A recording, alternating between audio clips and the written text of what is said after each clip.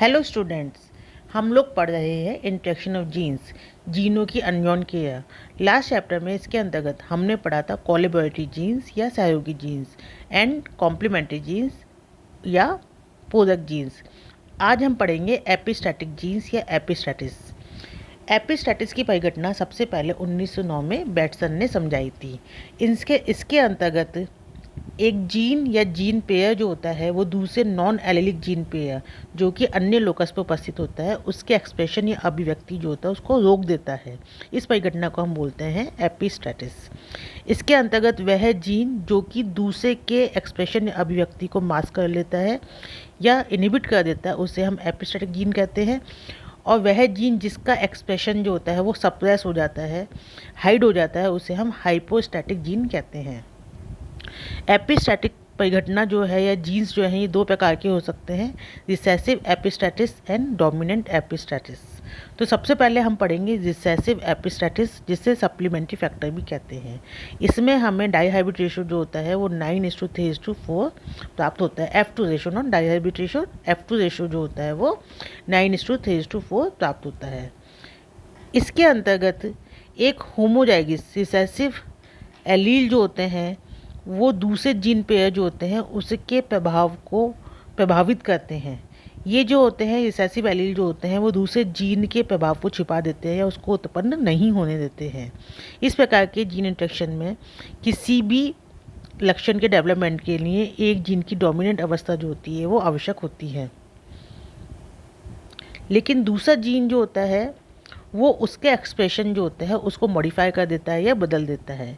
इसे हम अच्छे समझ सकते हैं एग्जाम्पल द्वारा, जैसे कि कोट कलर ऑफ माइस, चूहों में त्वचा का रंग। दो जीन्स पेयर होते हैं जो कि चूहों में कोट कलर को कंट्रोल करते हैं। पहला है डोमिनेंट जीन सी जो कि ब्लैक कलर के लिए रिस्पॉन्सिबल है, लेकिन अगर ये सी जो है वो रिसेसिव अवस्था में है तो एल्बिनो या सफ़ेद कलर के चूहे बनाता है।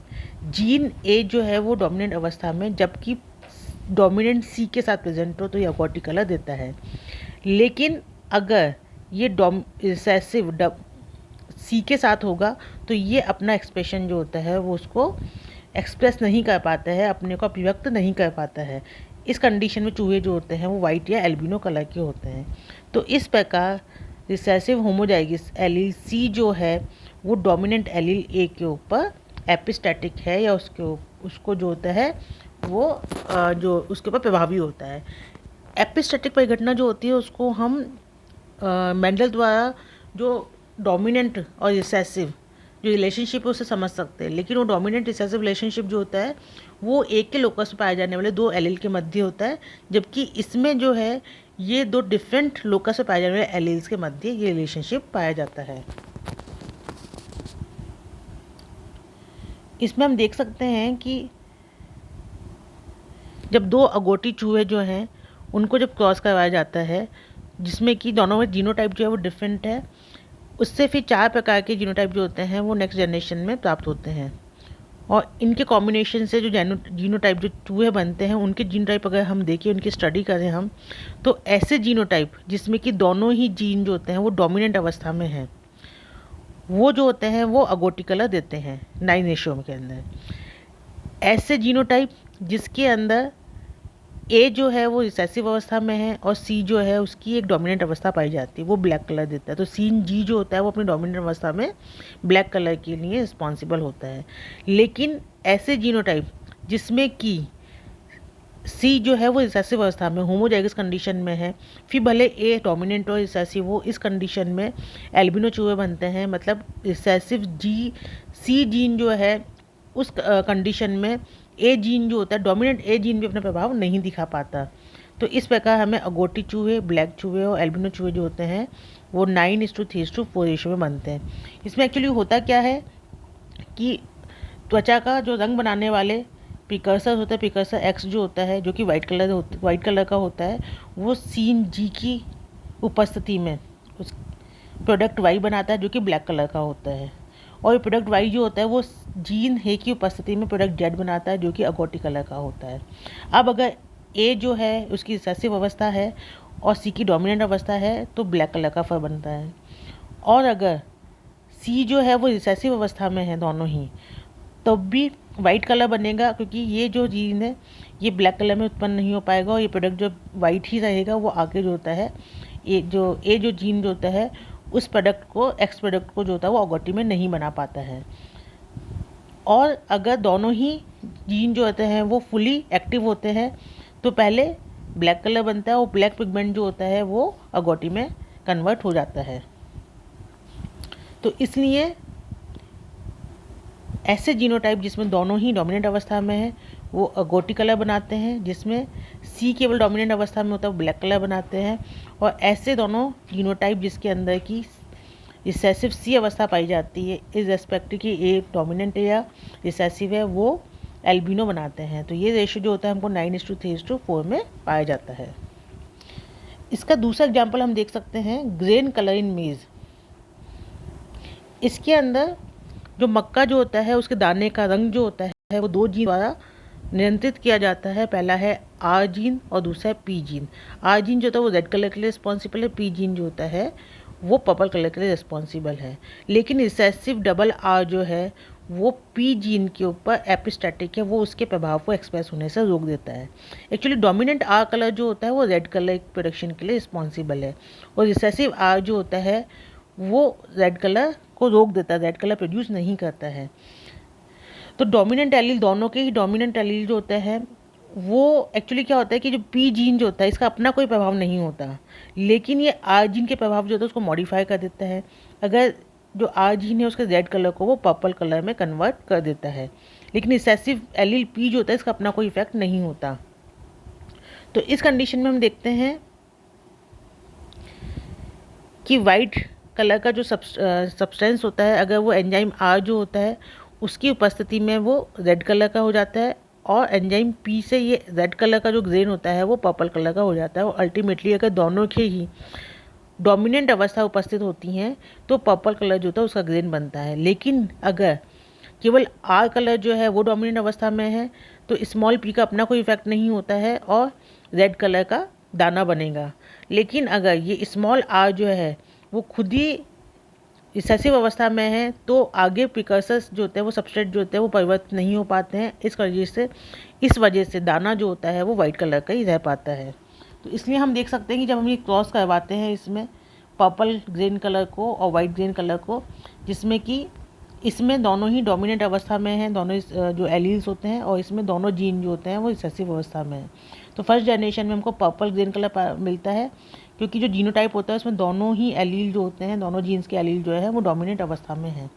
जब इसका सेल्फ पॉलिनेशन या फर्टिलाइजेशन करवाया जाता है तो अगेन वही 4 तरह के जीनोटाइप बनते हैं मेल्स एंड फीमेल्स के अंदर। और जब ये क्रॉस करते हैं तो जो ऑफस्प्रिंग होती हैं या संतानें जो होती हैं उनमें जो जीनोटाइप होते हैं आप देख सकते हैं कि उनमें वो जीनोटाइप जिनमें कि दोनों ही डोमिनेंट अवस्था में दोनों जीन डोमिनेंट अवस्था में वो पर्पल कलर बनाते हैं, जिनमें केवल आर जीन जो है वो डोमिनेंट अवस्था में है वो रेड कलर बनाते हैं।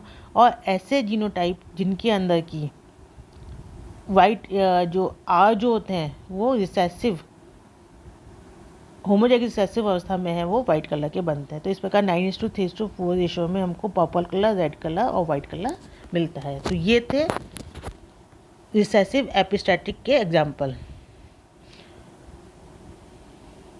अब हम पढ़ेंगे डोमिनेंट एपिस्टैटिस जिसके अंदर रेशो जो होता है वो 12:3:1 में प्राप्त होता है। ये भी 2 तरह के होता है ये। अब हम सबसे पहले हम पढ़ेंगे टाइप 1 डोमिनेंट एपिस्टैटिक। जब एक डोमिनेंट एलील जो होता है इसमें एक डोमिनेंट एलील जो होता है वो अन्य लोकस पर उपस्थित जो दोनों एलील होते हैं भले कि वो डोमिनेंट और रिसेसिव वो उसके एक्सप्रेशन जो होता है उसको मास्क कर लेता है रोक लेता है। इस परिगणना को हम डोमिनेंट एपिस्टैटिक बोलते हैं। इसके अंतर्गत क्या होता है कि एक जीन के दोनों ही डोमिनेंट और रिसेसिव एलील जो होते हैं उनकी अभिव्यक्ति को किसी दूसरे डोमिनेंट जीन द्वारा रोका जा रहा है या उसको अभिव्यक्ति को व्यक्त करने नहीं दिया जा रहा है। इसको सिंपल एपिस्टैटिस द्वारा भी इस भाग को हम सिंपल एपिस्टैटिस भी बोल सकते हैं। इसका एग्जांपल है fruit colour in summer squash. इसमें 3 तरह के फ्रूट्स होते हैं। कलर जो फ्रूट का कलर या फल का रंग जो होता है वो 3 तरह का होता है, white, yellow and green. White colour जो होता है वो डोमिनेंट जीन W द्वारा कंट्रोल किया जाता है। जीन G जो है उसकी डोमिनेंट अवस्था जो होती है वो येलो कलर के लिए रिस्पॉन्सिबल होती है और उसकी जो रिसेसिव अवस्था होती है वो ग्रीन कलर के लिए रिस्पॉन्सिबल होती है।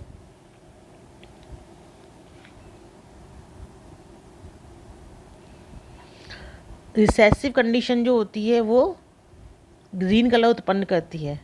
जब वाइट कलर और येलो कलर के अंदर क्रॉस करवाया जाता है तो F1 जनरेशन जो होती है उसमें वाइट फ्रूट होता है, और जब इनका इंटरमेटिंग या सेल्फ फर्टिलाइजेशन करवाया जाता है तो F2 जनरेशन जो होता है उसमें वाइट, येलो और ग्रीन कलर जो होता है वो 12:3:1 रेशियो में मिलते हैं। अब ये कैसे होता है इसको हम देख सकते हैं।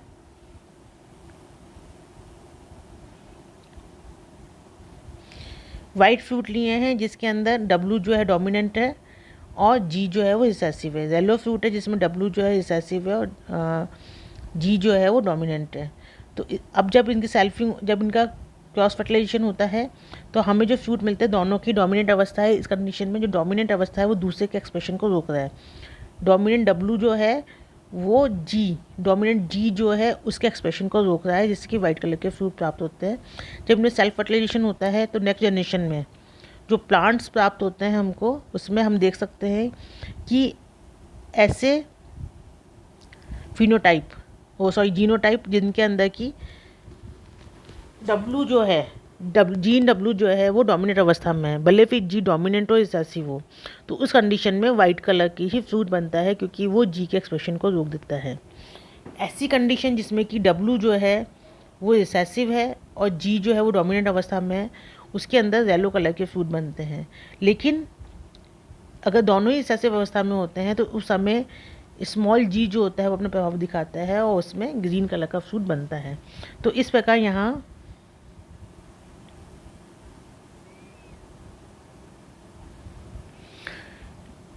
डोमिनेंट W जो है वो रिसेसिव W जो है उसके ऊपर डोमिनेट करता है और ये दूसरे एलील्स जो कि डोमिनेंट G और रिसेसिव G जो है उसके ऊपर एपिस्टैटिक होता है। तो इस प्रकार F2 जनरेशन में 9 रेशो में जो होते हैं वो वाइट फ्लावर्स, 3 रेशो जो होते हैं उसके अंदर येलो फ्लावर्स बनते हैं। 3 रेशो जो होता है ये भी वाइट फ्लावर देगा, ये 3 रेशो जो है ये येलो फ्लावर देगा, और 1 रेशो जो होता है वो ग्रीन प्लांट्स देता है। तो नॉर्मल डायबिट रेशियो जो 9:3:3:1 है वो 12:3:1 में कन्वर्ट हो जाता है। नेक्स्ट हम पढ़ेंगे डोमिनेंट एपिस्टैटिक टाइप 2, जिसे कि इनहिबिटरी जीन्स भी कहा जाता है। इस तरह के इंट्रैक्शन जो होता है उसके अंदर 2 जीन पेयर जो होते हैं वो इन्वॉल्व होते हैं, जिनमें से एक पेयर जो होता है वो दूसरे के एक्सप्रेशन को, उसके डोमिनेंट जीन जो होता है उसके एक्सप्रेशन को इनहिबिट कर देता है या रोक देता है। वह जीन जो कि दूसरे एक्टिव जीन को इनहिबिट करता है उसको इनहिबिटरी जीन्स कहते हैं। निरोधी जीन मतलब कि एक जीन जो होता है वो दूसरे लोकस से पाए जाने वाले एक्टिव जीन या डोमिनेंट जीन जो होता है उसके प्रभाव को इनहिबिट कर देता है या रोक देता है। इसका एग्जाम्पल है pigmentation in rice plants. Rice plant जो होता है उसमें जीन P जो होता है वो डीप पर्पल कलर के लिए, उनकी जो पत्तियों का रंग होता है, लीव्स का कलर जो होता है वो डीप पर्पल गहरा जामुनी होता है। लेकिन जीन I जो होता है वो पर्पल लीफ कलर जो होता है उसके एक्सप्रेशन को इनहिबिट कर देता है, और लीफ जो होती है वो नॉर्मल ग्रीन कलर की होती हैं। तो इस केस में क्या होगा कि जब 2 ग्रीन प्लांट्स को क्रॉस करवाया जाता है, green plants and purple plants जो होते हैं उनको क्रॉस करवाया जाता है, तो ऑफ स्प्रिंग जो होती है वो ग्रीन कलर की होती हैं। लेकिन F2 जनरेशन में ग्रीन एंड पर्पल कलर जो होते हैं वो 13:3 रेशो में पाए जाते हैं।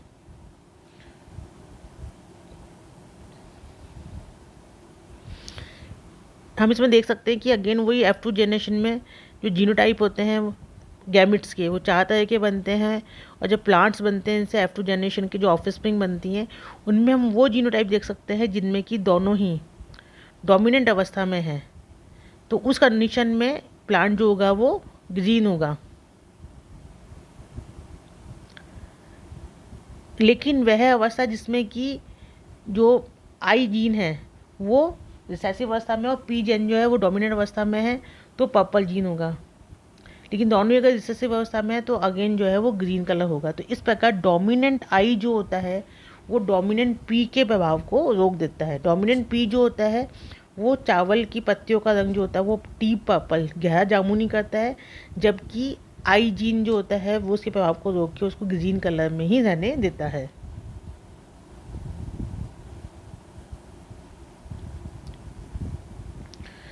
तो इस प्रकार इस रेशो को जो हमने बात की, जो जीनोटाइप्स है इनका जीनोटाइपिक रेशो वो डायबिट रेशो के समान मिलता है। उनके फिनोटाइप अगर हम देखें तो 13:3 रेशो में ग्रीन एंड पर्पल प्लांट जो होते हैं वो मिलते हैं।